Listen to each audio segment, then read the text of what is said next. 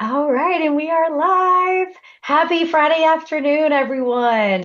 Welcome back. We started the day talking with one of our advocates and also our newest team member.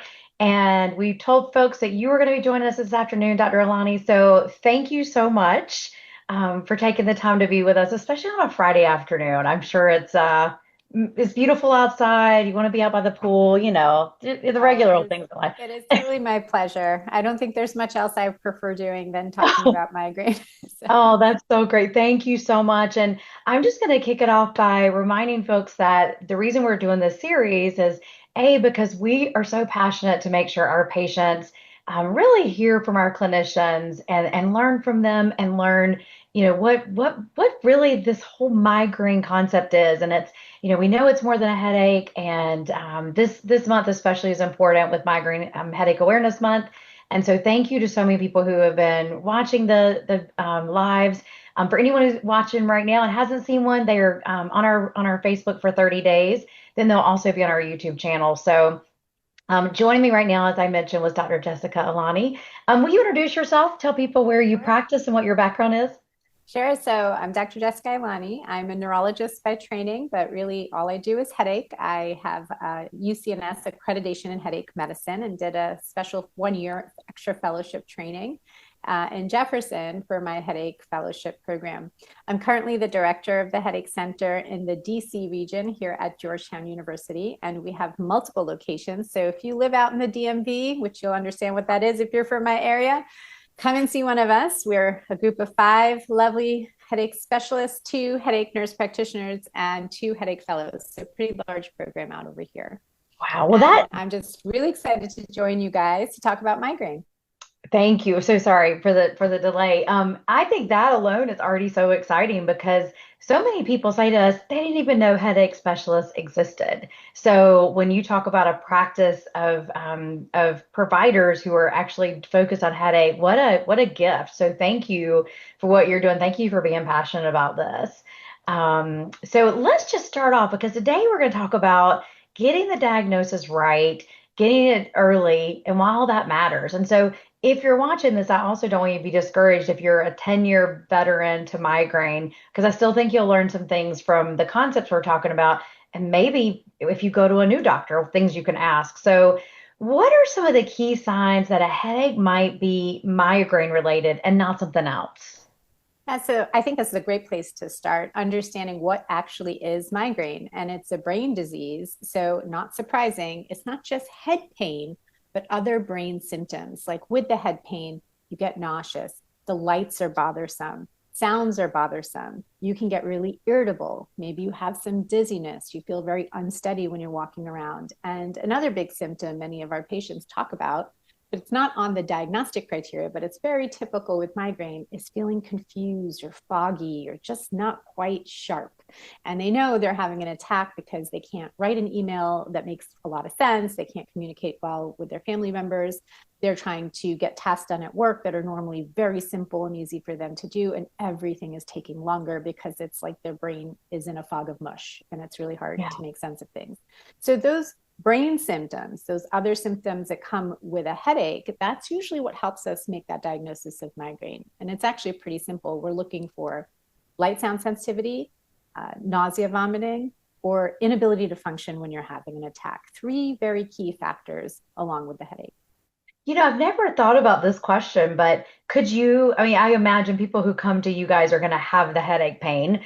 Do you ever have a patient who knows enough about what migraine is and they don't actually have the headache pain, but have the other symptoms? Yeah, so there's a small portion of patients that actually can have neurological symptoms without head pain. Usually they're visual in nature. So we can have an aura without migraine pain. It's not that common, but in people who've had a history of migraine and as we get older and start to head into our 60s, that's usually when you can drop the pain, but you still have aura. It's really interesting and actually disturbing for patients. When you really probe, they'll have the visual stuff and they'll feel not right after. So just a bit of confusion, a bit of feeling off, not quite feeling themselves, and then it passes.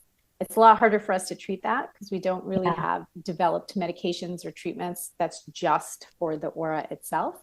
But it's definitely something that we can see. Yeah, that makes sense that people would think you go to a headache specialist because you have the headache. And if you don't have a headache, I'm sure that is also why the study might be, the loose study may even be hard to capture. That's so interesting. How can a person know it's time to see a doctor about their headaches? Yeah, so often I think people will treat headaches just on their own. It's simple. There's over-the-counter medications. There's so many things on Amazon, for example, that you can purchase, like ice caps and cooling sticks. And these items are actually really helpful for many people with migraine. That's why we think out of the 40 million people in the United States, only 20% of those people ever really make it in to see a clinician to talk about their headaches. But it's time to see someone if that over-the-counter stuff isn't working or you're taking it a lot. We're talking about more than once or twice a week. And you've tried the ice caps, you've tried the ice sticks, you've tried all the herbal remedies, and none of that is really making you feel like you're functional. So when you're missing out on life, when your family members are telling you, hey, something's going on here, you're having too many of these and you're not like getting up and being able to do things, when you feel like I'm not reliable anymore, I don't feel like my friends understand what I'm going through, this is happening too often. These are all the signs that it's time to talk to someone about your headaches and really figure out if they're migraine or not migraine and what are the right treatments you can be on.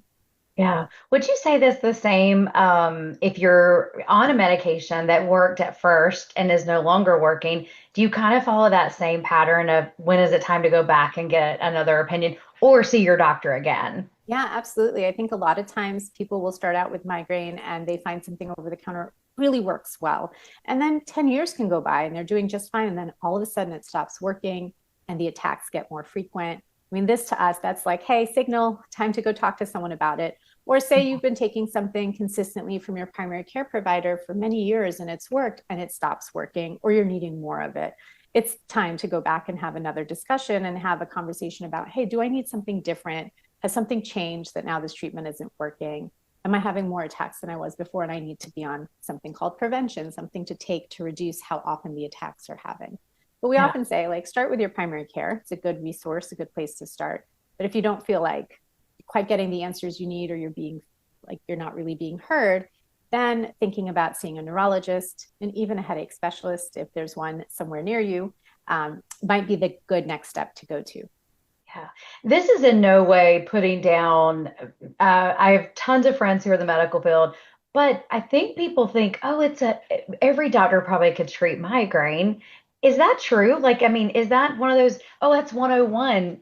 What are your thoughts on that? If you're going to a doctor who's kind of like, yeah, take this, take that, is it as simple as that? It really isn't. I wish it was. I really wish it was because there's so many people who have migraine and just not enough experts out there. But the amount of time that a provider gets in medical school, for example, learning about headache disorders, they might get one lecture in 4 years that Wow. just covers the basics of like what's happening in the brain. That might not even talk about what treatment options are out there. And so you don't know if your, doctor went to school and only had that one lecture, or they happen to have a headache specialist in their center and they actually spend some time rotating with them just by chance. So I think if you're not comfortable and you feel like your healthcare provider is just kind of saying, I don't know, try this over the counter stuff, I'm not sure where to go next, it's time to then look into seeing an expert. And neurologists are generally have a little bit more training on headache disorders, but again, it varies where they were trained. If they were at a place where there was a headache specialist or many headache specialists, they were going to get dedicated lectures about headache medicine. They were going to know about the latest and greatest stuff. They're going to spend time rotating and understanding how to care for a person with migraine or other headache diseases. But if they were in a place that there wasn't a headache person, or the person in charge of their rotations didn't really think this was something of high value, they might have also only gotten 2 or 3 lectures in the course of 3 years of training. So the degree of understanding of the disorder can be very variable.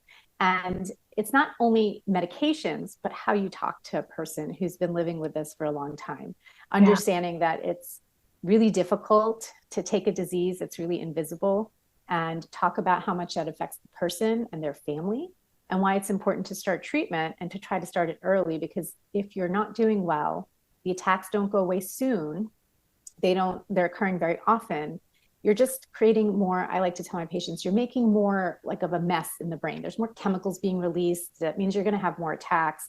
That means the disease is going to get harder to control. And nobody wants that. You want to get this disease under control really early so you can live the best life that you're supposed to be living and not really dealing with this kind of problem. Yeah. I think that's such a powerful message. And I have to say that that is such a strong takeaway for people to see this and go, oh, that's why we have experts in this. And that might seem obvious, but because people think of it as a headache and we're trying to break that stigma, they don't realize that there's a lot more preparation from our clinicians going through and studying the brain and how this is a brain disease. And there's more to that than just, oh, prescribing Tylenol or any over the counter, I should say. So thank you for enlightening people on it's okay to go to another doctor or find a specialist like this. We know this is debilitating. So I think that's such a great point. What should, in your ideal situation, because we really want people to know if you haven't gone yet and you think you may have migraine, what should they bring to you? Like, what's the ideal scenario that a patient could bring to you? Is it a journal? Is it, and we've talked a little bit this week with other providers about this, but I'm really curious from your perspective, is there anything that's really helpful for you? Yeah, so I usually like it when a patient maybe brings me a calendar over the last 30 days and just marking down the days they had any kind of headache.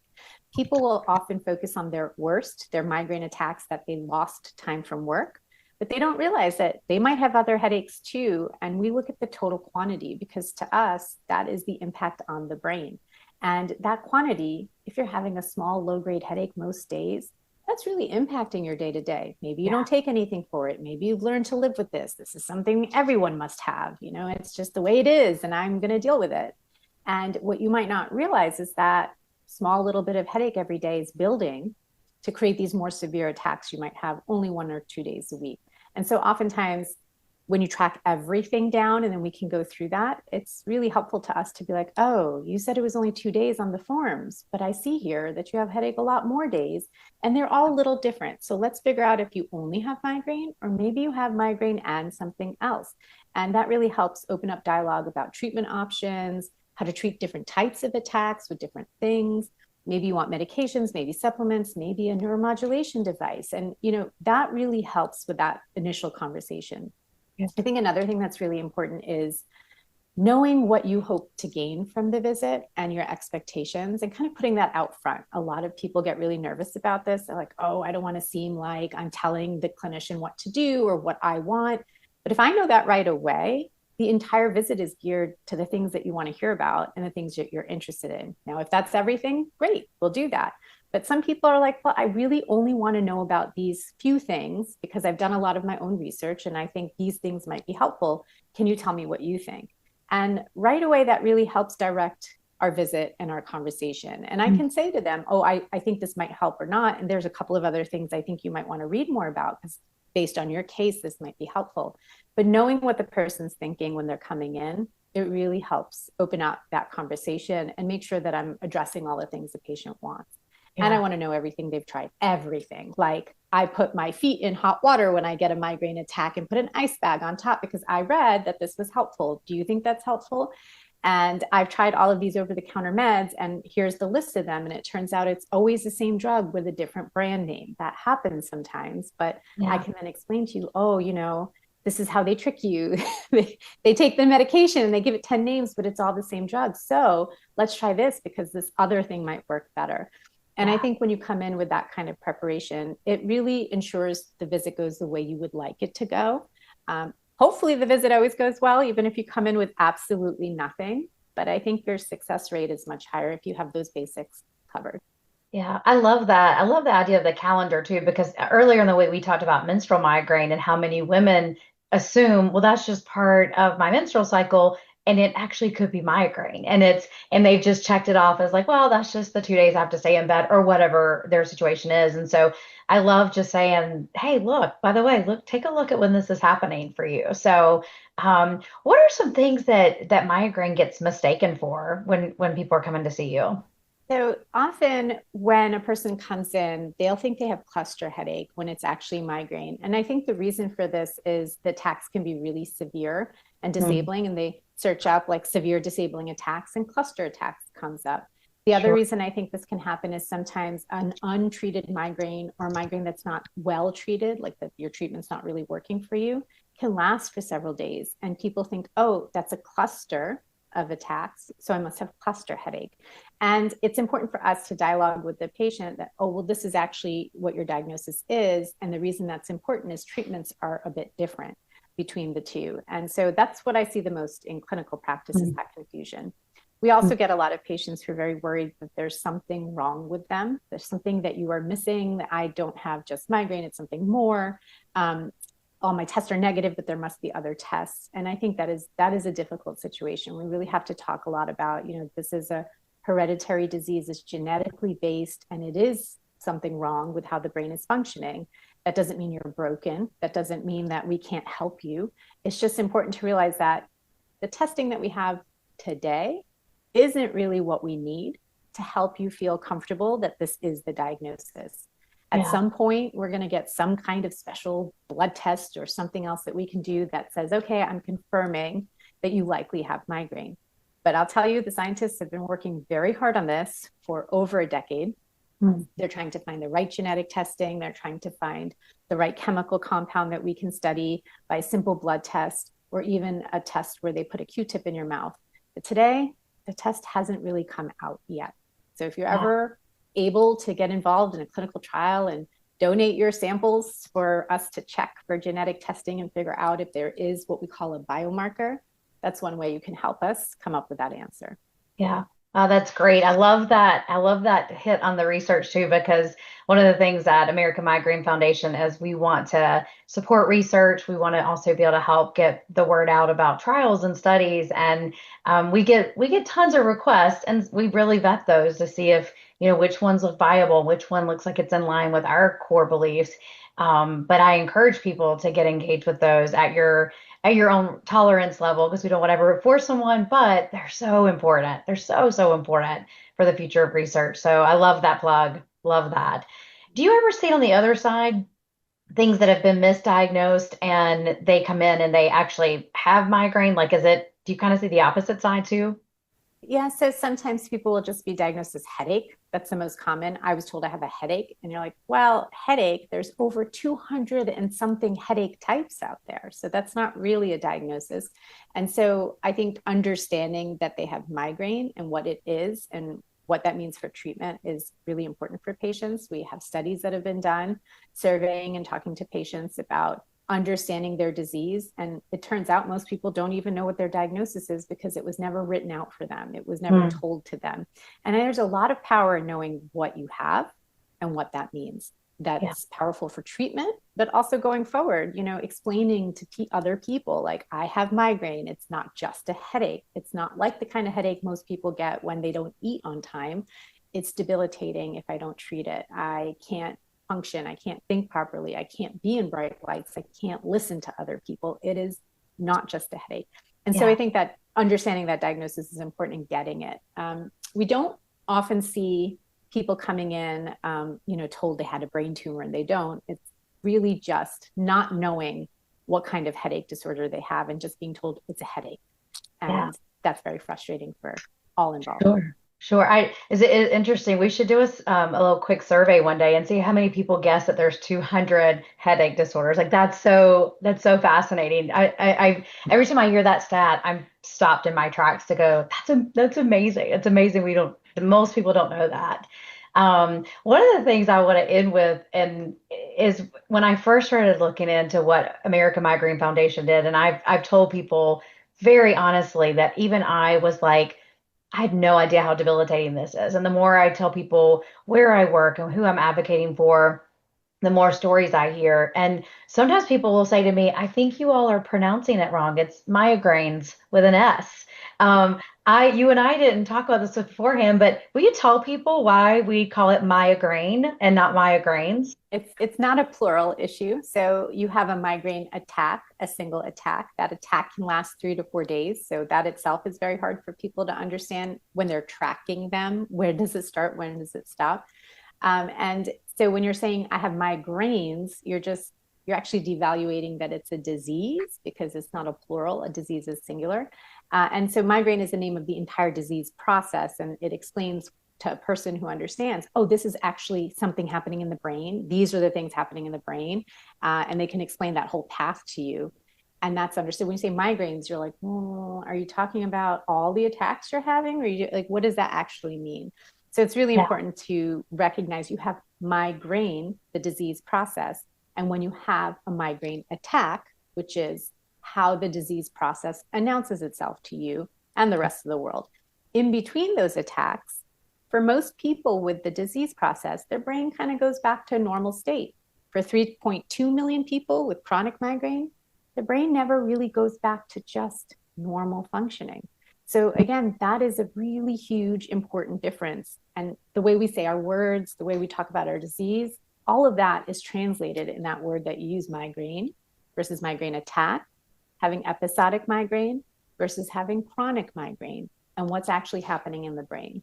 So I think it's important the way we say our words, though. I never will blame my patients for calling it whatever they want to call it. They have names for their Sure. attacks, they have names for their disease. I think that's the empowerment that's really important. This is a disease that takes everything away from you. Yeah. Anytime you can power back yourself and say, I'm going to call it this and I'm going to think of it as that, I say go for it. You know, Yeah. that's what's more important. Well, I love the explanation. The reason I even bring it up is I think people who may be watching who are new in this space and they go, "Oh, that's that." It's like you say you have asthma all the time. You don't have an asthma, and that really I love. I think it was really an aha moment for me because it really was like this is always with me. This is not a singular event that may flare up every now and again.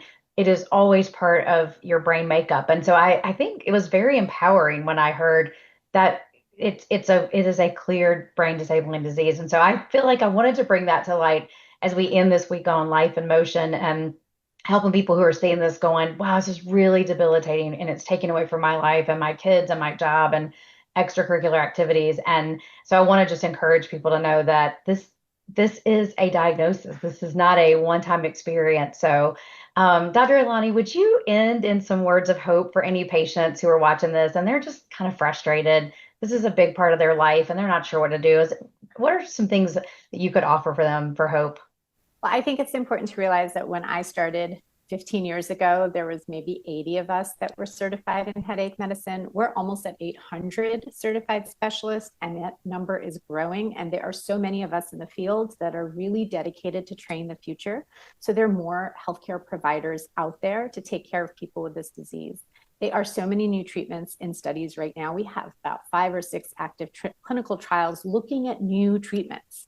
That is exciting itself. And Yeah. there are so many scientists coming into this field that really want to help others, and they want to study the things that haven't been studied yet and put some answers out there for everybody. And I think it's really an exciting time in the field. And I know it can be frustrating if you've tried a lot of things and they haven't worked, but eventually something will work, or many somethings, as we tend to layer treatments in our clinical practice. And sometimes this is what's needed for someone.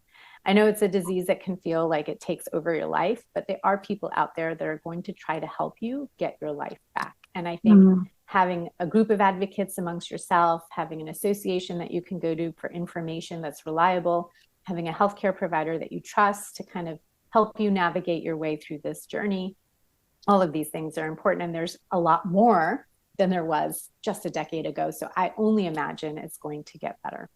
yeah, I love that. I love that. Thank you so much. What a great way to end our week on this series.